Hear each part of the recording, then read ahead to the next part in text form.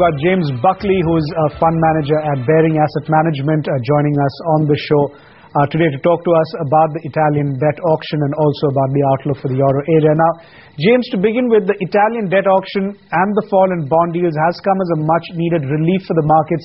Are investors in the EU region beginning to adapt to some sort of a new normal as far as sovereign bonds are concerned? The real falls in sovereign bonds have not been in Italy, which has only fallen from 7.5 to a current level of around 7, which is still unsustainable. It's been in Spain, where bond yields are now back to 5% on the 10-year, which is where they began the year.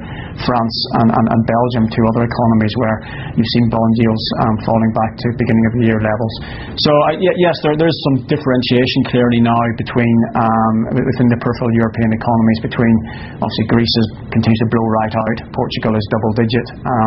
Ireland has been falling, although it's ticking up again a bit more recently, and Spain, where as I say, the bond yields are now back to beginning of the year levels.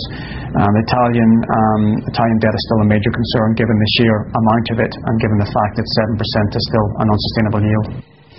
Right, James, but what do you believe has sparked this confidence in Italian debt? Do investors believe that Monti and his team have a credible plan in place that will ultimately help Italy get out of the current mess?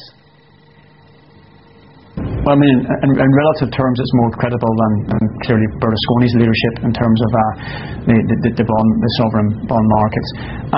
Italy still faces real issues. It's likely that the economy will contract in Q4, which will be the second successive quarterly contraction, which is putting it on the edge of recession again.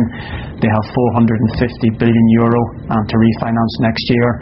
There are some positives for Italy. It's not insolvent. The GDP, the debt as a percentage of GDP is much lower than the UK, for instance. But the sheer amount of debt that's outstanding, the maturity of that debt, and the slowdown in the economy are all very real issues. Clearly, a little bit of a downward revision in the bond yields post Berlusconi's replacement, but there's no real traction there yet. Also, James, could the Italian auctions be a sign that the worst of the crisis is over?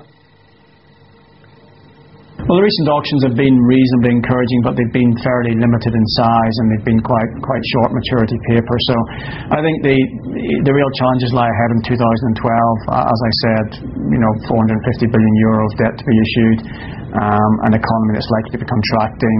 Perhaps Monti's honeymoon period will start to evaporate. So I think there's real challenges ahead for Italy, as there are for a number of other peripheral European economies in 2012. Right, James, but the single currency continues to remain under pressure. Where do you see it going in the short term? I think given the differential in performance between the US and Eurozone economies, that in terms of the euro-dollar rate, the trend is likely for a further weakness in the euro, certainly into Q1 of 2012. Picking exact rates difficult, although 120 is a rate that seems to be bandied around by quite a few commentators. All right, James Buckley, many thanks for coming in on the show and giving us your take on what the outlook for euro area from here on is.